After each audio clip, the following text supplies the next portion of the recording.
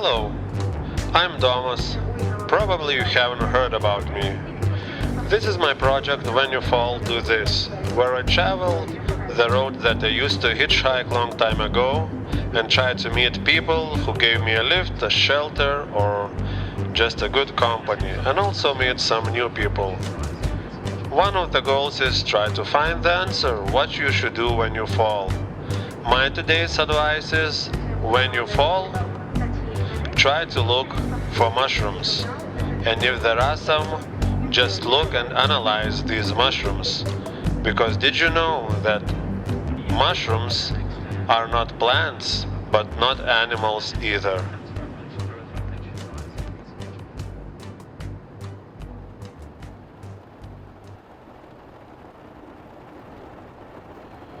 Hey, hi. So finally I could record rain sound, how rain sounds from the inside your car when you are sleeping, and I recorded this one yesterday.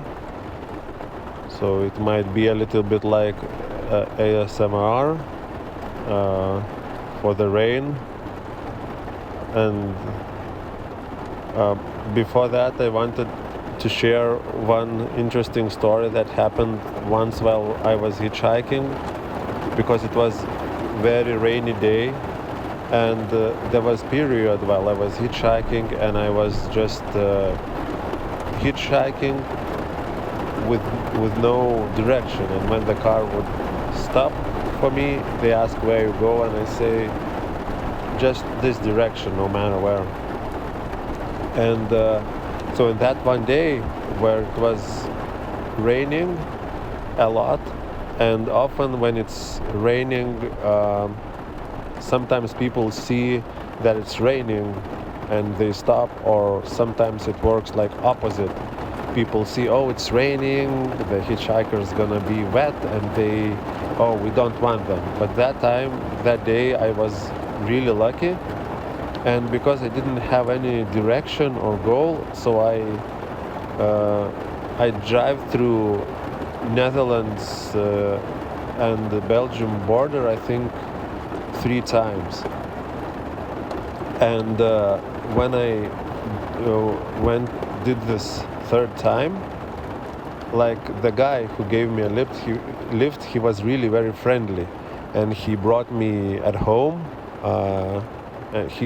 Because he said that he has a very good weed. And the thing is, when I was hitchhiking, I didn't drink, I didn't smoke weed, and he said, you have to try. And I said, no man, I don't want to try this weed. It's like I don't smoke, I haven't smoked a cigarette, I don't know how to smoke.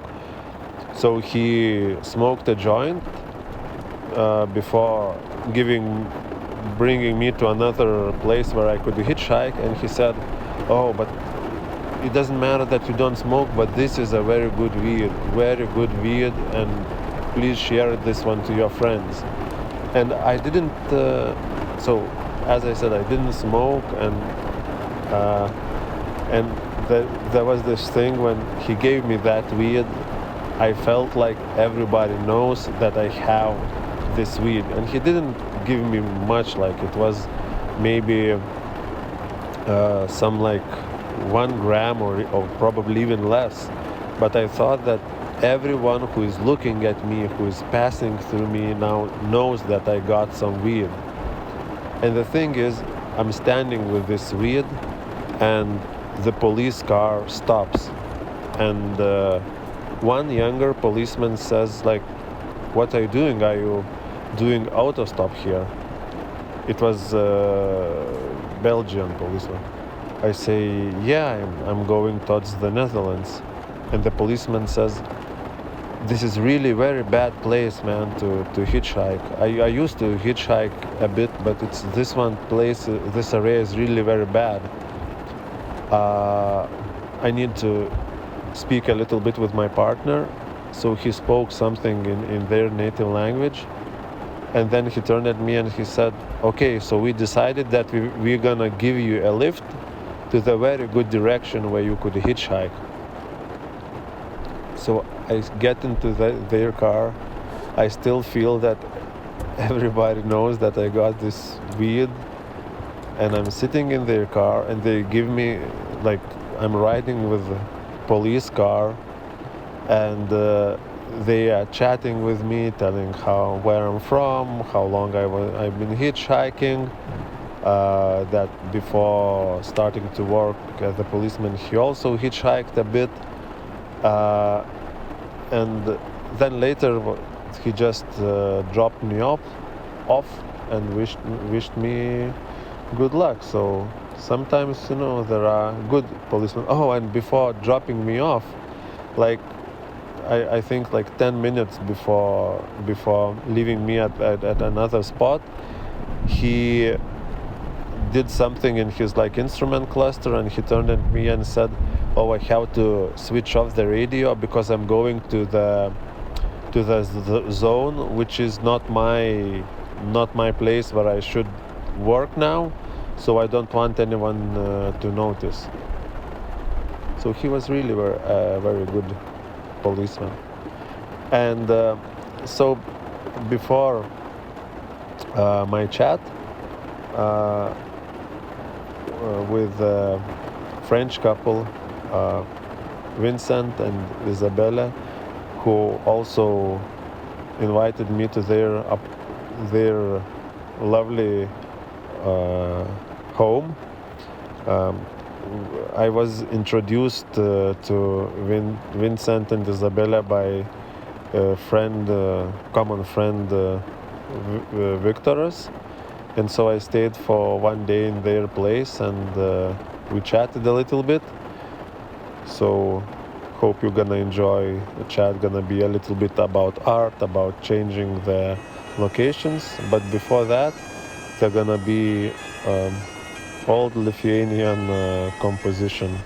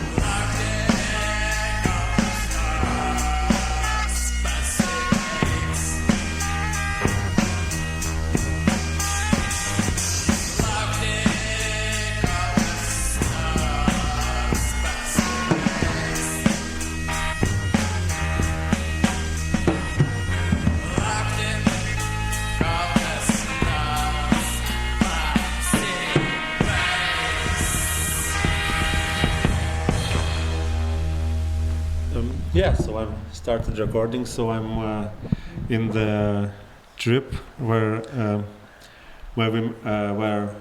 our friend in common, Viktoras Bachmetjevas, said if you go in France, you should visit people who are next to my house.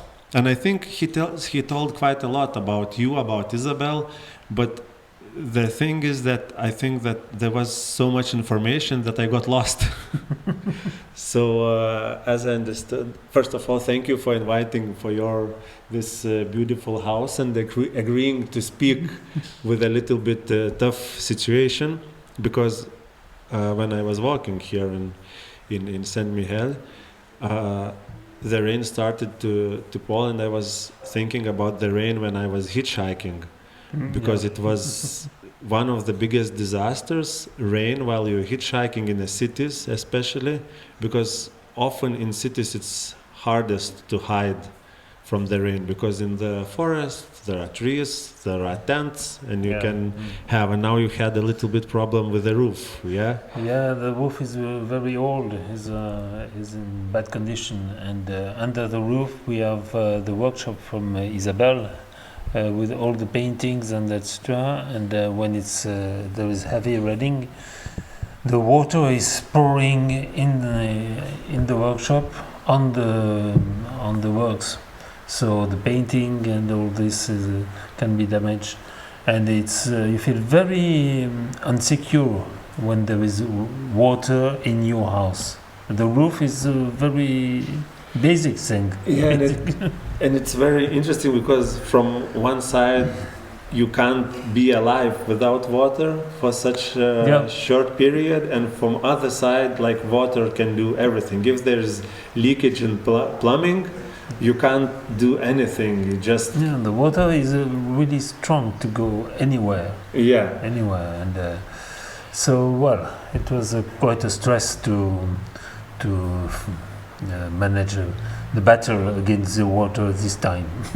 But also hopefully everything gonna be solved. But of course, these kind of things, the same as with my car in Switzerland, you just need the problem is the bank account often solving. So hopefully everything gonna sort out. But when going to your place, when Viktoras told about you, like, I didn't know anything what to expect, because and it was the closest that every time when you are hitchhiking, the car stops and you never don't know what to expect. Sometimes it can, and you often have to make compromises. Like, sometimes the Hitler or Dalai Lama, they're the same dudes.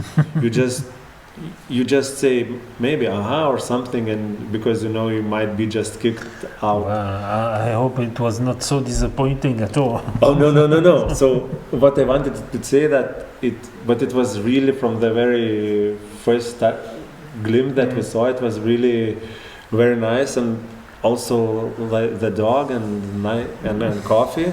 And then I was thinking what we could chat about. Of course, we could speak about, as I imagine, many art projects that you had been doing. But one thing what I caught from your chat, as I mentioned earlier, that you've been living together with your Isabel in 20. We moved together. We moved 28 times. From the beginning till now. We changed a lot of our houses, but I think this one is something like the final one. 28, yeah. Yes, 28. So we lived in Paris. We lived in Berlin for 5 years. We lived in Grenoble, and we are in this part of France, which called Lorraine, since 15 years now. And but this house is quite particular because it's a very old house from 18th century, from the most part, quite big, not with this arrangement that you find today, modern arrangement, but with the art, with, I would say, an art of living, very high ceilings and very high windows also. So there is so much light coming in the rooms. This is not modern, completely not modern, and so nice to live here. But also, when comparing to modern things, but do you think now if there are some new buildings in this area, so they don't do any more like big windows or things like that? They start to no, they're making these houses where the main goal is not to spend too much money in heating, and finally you have no light anymore. You have big walls, little small windows, and it's no fun. But still, because about number 28, when you said that you said, yeah, it's okay, and you can also, I think it is catching your voice as I see you can even hold or Okay, I have can it leave more it. comfortable. Yeah. So and it also was this that you said exact 28th apartment. So it means that you were counting, and every apartment leaves you something, or Yeah. It was each time is a different moment of life, and different way of living. But mostly they were in town, in big towns, in cities of more than 100,000 inhabitants, or capitals like Paris or Berlin. So it was always a urban life. Here in Saint-Mihiel, it's a city, but a small city. It's not a village. It's a small city because there is no bigger city less than half an hour of a car. So it has services. The main services for living are here. So you can live without car practically, and but there is a connection with Paris by train very fast. In 1 hour and a half you can be in Paris and anywhere else by train, and also you have some good internet connection. Yeah, but also as we spoke also before, because I've been working a little bit as a mover, who moves the apartment, and I think as a moving for people, and especially when I moved those who had to move often, they have different understanding of things, because you more often have less things, and as I told before, this famous George Carlin bit about moving, and he says, and then we have to move to the bigger house. Why? Because too much stuff. If we didn't have stuff, we just would live everywhere. And this is the most important part.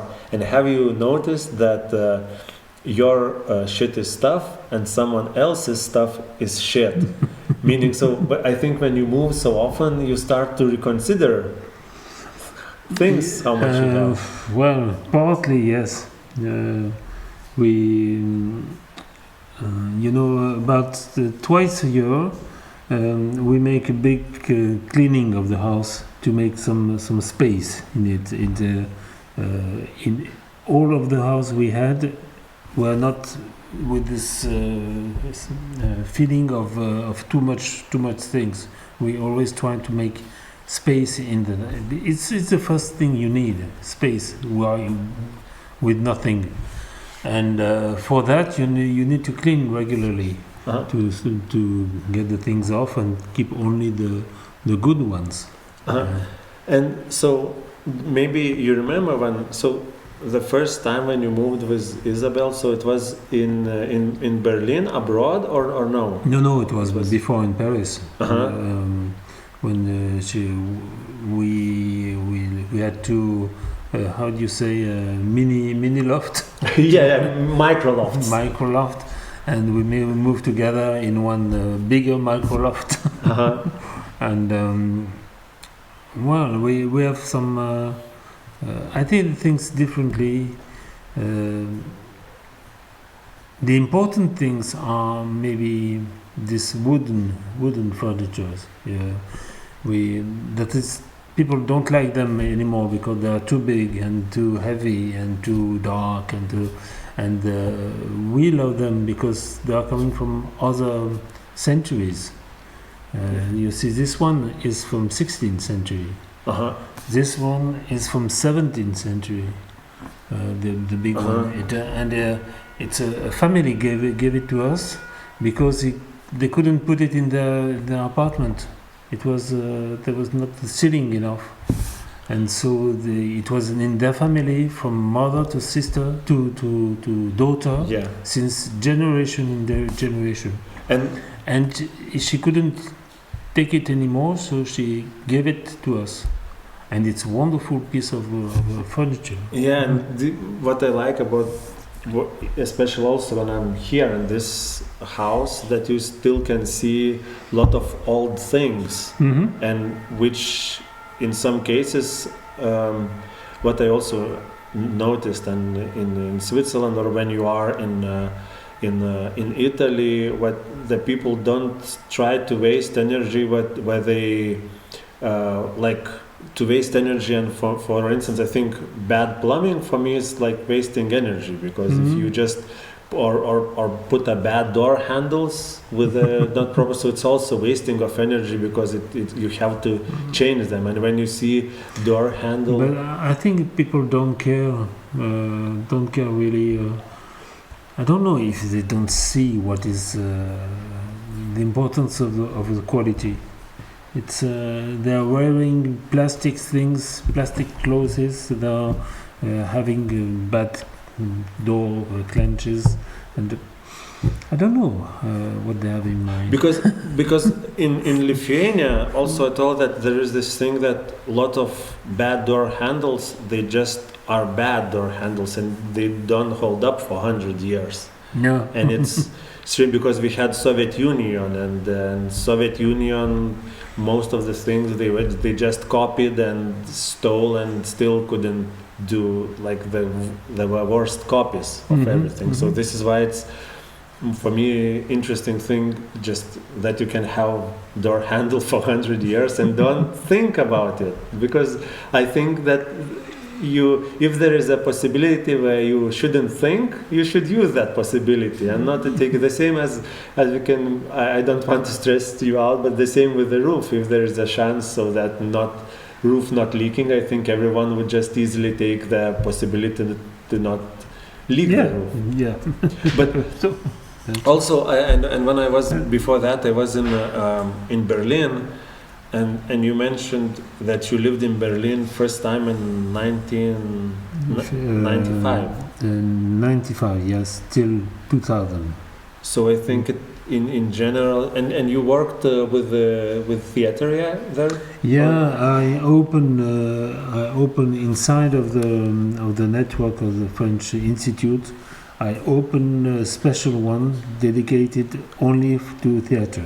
It was a special bureau, and as I came from theater myself, was the connection between the two, the professionals from Germany and from France for theater professional for 5 years.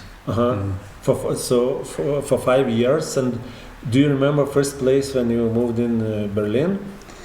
It was a place just for 1 month, and it was not so nice. Not so nice.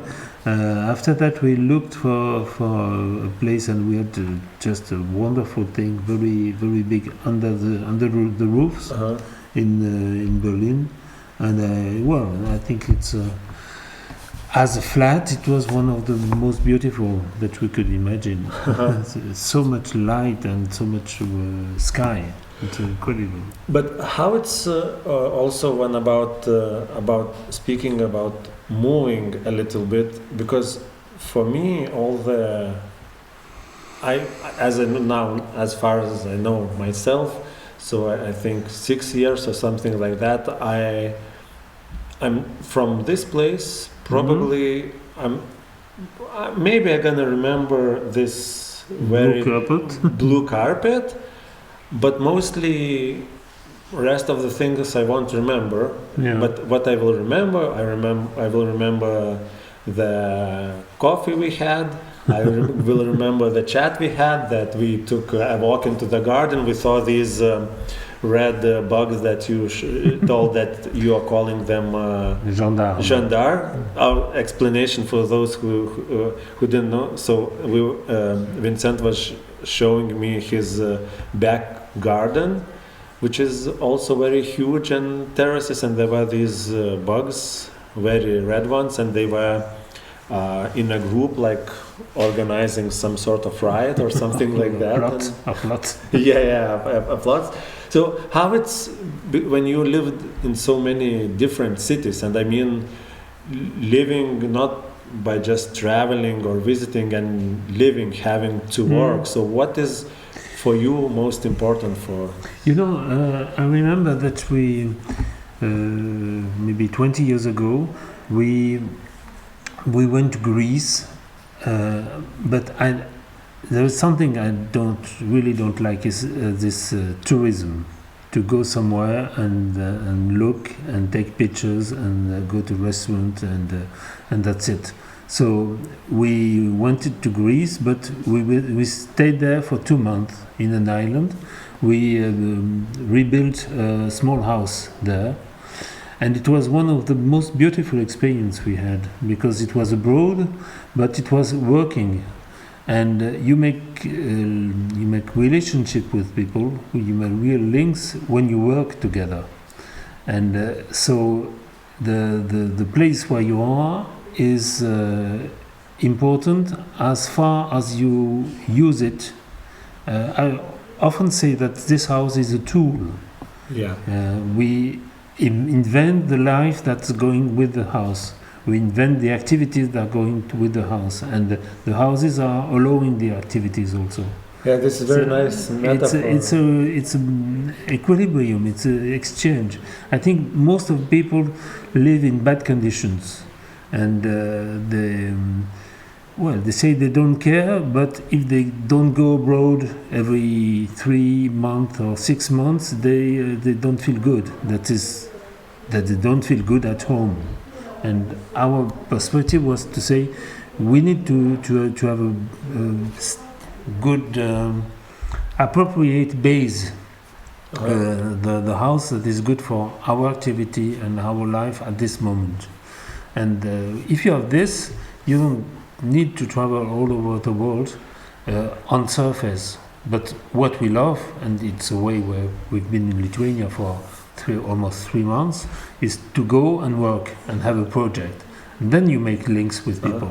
But do you think this one, now what you said, and it's also, I have never thought in this perspective, that when you mentioned that house is a tool, it's really, I think this one should be written everywhere, that the houses can be like a tool. But you think you got this one from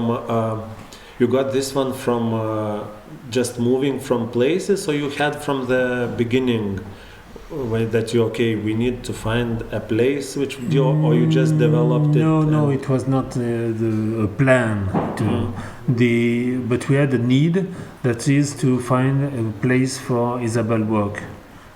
For as painter, she worked on huge dimensions, and she made an exhibition when the house we had before.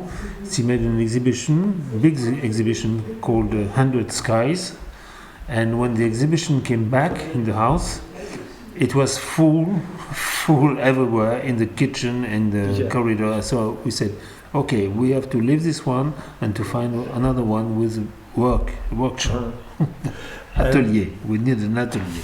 And only. So before going a little bit to connections with people, and maybe with working in Lithuania, do you remember the worst place that you lived? Yeah, it was a real catastrophe. Not because of the place, it was once more a very big old flat in the center of the city. But from the moment where we moved in, we had a terrible neighbor living under and having 2 wolves. Wolves? Not dogs, but... No, really more wolves than dogs. And he was drugged, and he was very pissed off by the noise we made living there. And it was terrible. It went to the belly, and it took Isabel to the hospital, not directly, but because of the stress. Yeah, and all the time when you're coming at home. Yeah, every time at home we were insecure. And where it was? In Metz, in the east of France. But I'm still drug neighbor with wolves. Yeah, living under the level under. So I mean, big hound, big dogs, half wolf. Really scary things, scary dogs. And so it was the worst. So now, and the most interesting part, I think, is the best place to live is here now. When you... C'était où le meilleur endroit où on a habité? À part ici? Apart from this one? Berlin. Berlin, no? I don't know. I was too young to remember. Yeah, Berlin. I like Berlin. No, Berlin, then. Berlin. Yeah. For the place, for the situation, for le... the year 2000. Berlin apprend la liberté pour un Français. And so, and mostly when you work, also now when you join, I really, of course, the listeners can't get. I got coffee, I got pastry. It's like so nice. Even the rain now looks, because I said once, like all the rain is never scaring if you know that after an hour or something you're gonna get back at a warm place. Yeah. You know, there's one thing when you decide to use a cold shower for healthy reason, and this completely other thing when you have only cold shower. Yeah. So this is a question of choice. Yeah, and c'est la différence entre avoir une douche froide parce qu'on décide et avoir une douche froide parce qu'on n'a pas d'eau chaude. And so now that we are all at so most of the time you work together, yeah. And in Lithuania you also work together, or c'était bien de vivre en Lituanie. Non, il demande si on travaille ensemble la plupart du temps. Most of the time we are implicated one in a project of the other. For example, what we do here is a project with as I told you, which called this facade, with painted works on the calc paper of Isabel that we put on the windows, and we light from inside. So the whole house is glowing, and we make this in December, during when the night falls, and there are something like there will be 18 houses in the city with this facade, and it's beautiful, and people walk in the street and stop and make photos, and so it's much better than this Santa Claus in plastic falling from the roofs. And this is a project for Isabel that I made the lights and the general organization. And the second project coming from there is to light the churches, the stained glass from inside, the same thing, but for the churches. And it will be in 20 villages, 20 churches around Saint-Mihiel, in Saint-Mihiel and around it. And this is a more personal project of mine, but I need also the cooperation from Isabel. So We both can see that in these two projects we're working with light from inside to outside, in different way. Sauf pour le feedback. Yeah, and there are different things that we are making. There are some personal exhibition from Isabel, where I do only the technical to bring, that means bringing the works, and I do this feedback, that is this method to gain expression, self-expression in front of a work of art, and how you legitimate what you have to say and how you share it with people. And this is a feedback method that I learned from Holland, from Dutch. And this I make alone, but we do it every exhibition, for example. Mais sur les mises en scène, on travaille ensemble. But on theater we work together. All the time, yeah? All the time. Yes. So can you tell a little bit how you ended up in Lithuania? Was it, have you... Well, it was not a plan, it was an opportunity or chance. I was working with the theater in Luxembourg, a theater from Esch sur Alzette, the second city in Luxembourg, and the year 22 was announced as a European capital of culture, and so I was as an advisor for this year, and looking for ideas, I found that there was this possible link with the second capital of culture, that is Kaunas, with because one of the most important philosophers of 20th century, Emmanuel Levinas, was born in Kaunas before coming in France, and so working in France, in Paris. So I proposed to make a bridge between the two capitals of culture with this Levinas story. We made an adaptation of text and concept of Levinas, once in French, I mean in Esch, with French actors, French-speaking actors, and Viktoras speaking in French, acting also, and speaking. It was absolutely new for him.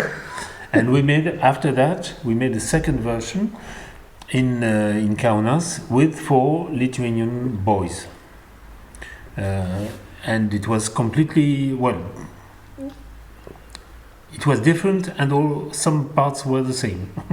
I mean, the stage set, we have a big, huge mirror and video projections, and the structure of the text will remain, but all the content, of course, in Lithuanian, the fact that instead of 3 actors we had 4, and difference of language, of course, it was not the same for us, and the difference of system, because in here in France and in Luxembourg, when you work on project with the theater, so we had the actors for 2 months every day, no problem. For all the rehearsals, we knew that we had all the actors, and in Kaunas, we had the actors when they don't have something else to do. And it was very different, and we knew that it was from this hour till this hour, and then 10 minutes after everybody's gone. You have to take maximum. Yeah, it was very, very strange for us. But I wanted to ask one thing, because I have been tried doing comedy in various things, and comedy, all the time you have to be here in a moment, but also you must know what audience know and to play with these kind of things, like when you go to States, and it's very if you speak about only your experience, you won't be understood, because people not gonna get your comedy. Donc, il manque pour son travail de stand-up, de comédie. Il faut connaître le public auquel tu t'adresses. Sinon, il comprend pas. And one friend of mine who's a musician and from America, and we started to speak about music and about then we spoke about Bob Dylan, and he says, I can't understand why and how people from different part of the world than states can and how they hear Bob Dylan, because he says he has so many references in our culture and so many, then there is like he influenced like most of the like musical genre. And then I imagine with theater, like you are from France and then you arrive in Kaunas, and then I imagine how to get this. Aren't you afraid, or do you have something how you find a way in these situations where not to get lost into translation or to get the... En fait, il dit que comment on fait pour le théâtre lorsque on sait que le contexte culturel du public est totalement différent, pour ne pas être perdu dans la traduction. Il parlait de Bob Dylan, dont toutes les références sont très... toutes les paroles ont énormément de références dedans. D'abord, on travaille sur le concept. Et il faut arriver à entendre et écouter comment parlent ces jeunes acteurs avec l'aide d'un philosophe, parce qu'en plus du langage, là, il y a des idées qui existent en France mais qui n'existent pas en lituanien, qui sont il faut arriver à faire deux choses pour moi sur la direction d'acteur, deux choses en parallèle, c'est-à-dire suivre l'idée, le concept, et après arriver à surfer entre les deux langues, entre sa propre langue et sur cette langue que l'on ne connaît pas, et cette façon de penser qui est différente. Et donc c'est une promenade. Voilà. Thank you for translating now. Excuse me. C'est des chemins. It's an event. Well, there are always two points of view at the same time. That is, one is it can be an advantage to come and to come with what you are, what you understand, not knowing what's in front of you. So, for creation, anyway, you are bringing something that is not expected. So, if you don't know what is expected, you don't know how much is it unexpected or not. You just do the thing you want to do. And the second thing is that specifically working on Levinas, it's working about philosophy. Philosophy on stage is as weird in France as in Lithuania. That is something nobody does. And Levinas, it was the first time on stage. It was not the idea of putting Levinas himself as a character, but only the ideas, the concept. And this way of making theater is as new in France as in Lithuania. So it was not really a problem. Anyway, it was out of expectations. Oh, so then, and when you touch very interesting thing, also with a connection with the comedy a little bit, when I was also interested in avant-garde comedy, and there was this alternative comedy movement in London in 80s with Stuart Lee and other things, and sometimes now when I look back in my career, I was doing kind of things that they weren't expected, like some sort of, I can't say that it's avant-garde, but it's a little bit some kind of experimentation. But what I started to understand later with this like alternative comedy movement, that this movement was mainly strongly formed against something. They had the comedy movement mainstream that they didn't like, so they made their own community that they're gonna create the comedy that it's safe or like they had even rules that what you can't joke about. For instance, they said there was a period when we couldn't joke about soccer because it doesn't matter how you joke about soccer, how you make laugh of soccer, how you make something. There are still possibilities that football hooligans gonna come expecting. And so my question is it possible to be avant-garde when there's nothing to be against? Est-ce qu'on peut être en avant-garde? Il parle par rapport à la comédie parce que d'une certaine manière il y a eu un mouvement de comédie alternative en Angleterre qui s'opposait aux comédies. Donc, est-ce qu'on peut être en avant-garde si on ne sait pas contre quoi? Well, I would not speak about avant-garde. Avant-garde is only a question of time. What is avant-garde will be mainstream. It's very clear in painting history. So, avant-garde is not relevant for us. The question was to find the best way of presenting this concept, this special idea of concept, the best translation on stage. And if it has not been done before, it's creation, and without references, it's okay. But it's best we can do for this concept, for this language, for this philosophie. Pour moi, l'avant-garde, ça se pose pas vraiment parce que ce que j'aime, c'est l'air du temps, ce qui se passe là, maintenant. Et de fait, nous nous retrouvons toujours un peu en avance dans le temps sur des projets qui sont un peu précurseurs, pas avant-gardistes, mais précurseurs, en avance par rapport à ce qui se fait.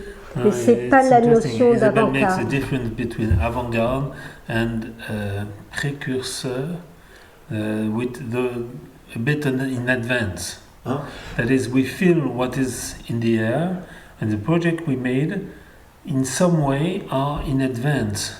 But after a couple of years, things are coming after. For example, in Berlin, we begin to make cynical readings. That is, reading of text with the text on stage, on a table, with a direction, but not so far as theater, because we made at the end, after 20 years, we made something like more than 100 readings, cynical readings. And when we began this, it was very strange. It was very strange to explain that it was between theater and reading and somewhere just in the middle. And now, a lot of people are doing this. So it's not a glory for us. It's just that we did something that was right at this moment.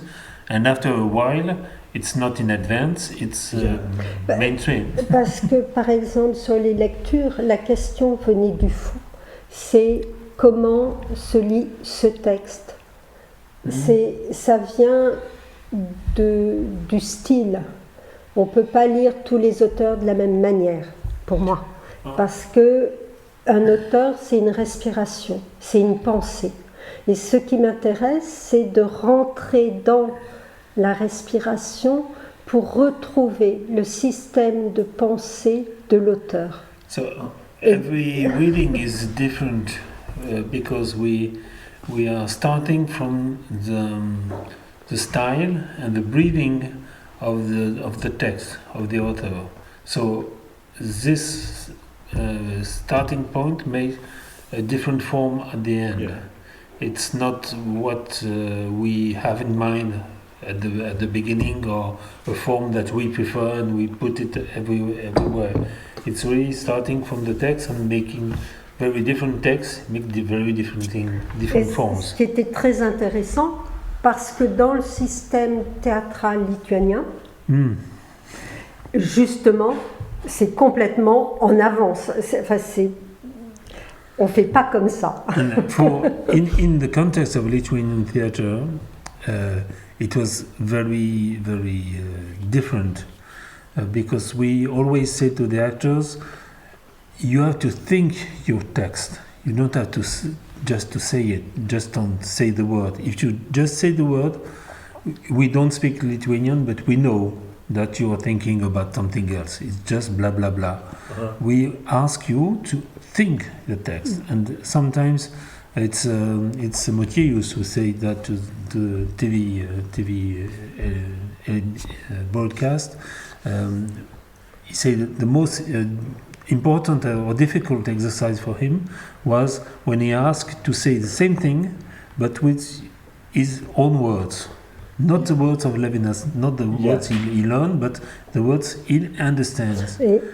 And this kind of translation of the text, it is to have it think what he does, what he says. And this is different because this system of acting with the repertoire, they are jumping from one role to the other, and they have to remember the text and to be able to give it like this. Yeah. But if they're not thinking it, well, it's just like a form. It's not the content. Et dans Vaidas, c'est l'opposé. And in Vaidas, the form is very important, is very strong, but the content and the ideas are more important. So and also that's good that you pointed out. I really enjoy this conversation, and that you pointed out ideas, and this is my another question. Like we were going to the end. I was every now and then thinking about the ideas, because sometimes when you look, of course, on this podcast and countless mentions for me was references to punk rock music, how it started, and somehow everything. I'm here also because of punk rock music, because it opened and showed me that it can be different kind of worlds. But sometimes also punk rock, and sometimes when I look at the ideas, it's very interesting that sometimes same ideas occur. You can find in different kinds of the world, but often these movements are not connected, and it's really strange. Amazing. Have you ever thought about ideas and maybe how they connect? And it's very strange, but it happens. One example of that is this famous play by Beckett, Waiting for Godot. Waiting for Godot was created in a private theater of 60 places in the West Bank of Paris, in Théâtre de Babylone. Small stage, and it had an enormous effect. You don't know why. 60 places in the private with no money, and it has an enormous. You can say it changed the dramaturgy of post-war II, the theater. It changed something, and how is it possible? How? So okay, and then of course. I still have a little bit of coffee, and the most interesting conversation gonna start when I gonna switch off the recorder. It's all the time like this. I already know this one, but this podcast is called "When You Fall, Do This." So ask when you fall, do this. So what you should do when you fall, and it doesn't matter. It might be serious answer, it might be funny answer. It doesn't matter. So, what would be your when you fall? What you do? Yeah. Quand tu tombes, tu fais quoi?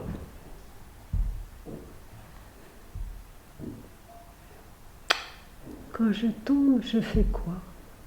Je pense être souple et à me relever vite. Et à souffler, no? À expirer, oui. Yeah, she said that when she falls, she thinks about being flexible, to breathe out, and get up. That's nice, huh? Nice. So thank you, Isabel. Thank you, Vincent. And it was a pleasure for inviting me here. And say hello to Lithuania for us. Yes. We really like this country. J'ai vraiment beaucoup aimé être pendant 2 mois en Lituanie. Ça c'est un rêve. So and also come to see in the fall season Levinas. It's still on Kaunas. Yes. I think it's in October. Yeah. Okay.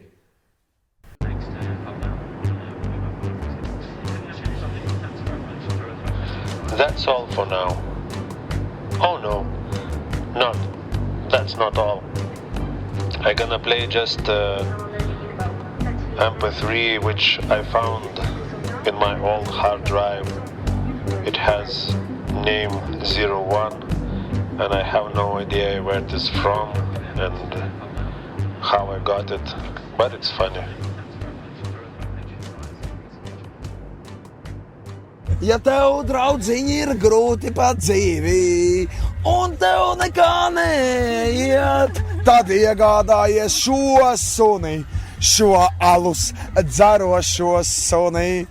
Klausāties visa tautā, man ir labi pautī, bet neskatoties uz to, man ir labs aliņš rokās.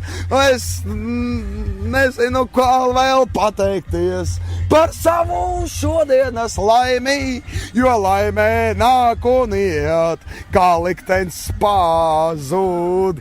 Liktenis nāk, kad viņu mazā gaida, un tu pēkšņi sāc just, ka tu nomirsti beigts, kā alus dzerošais suns.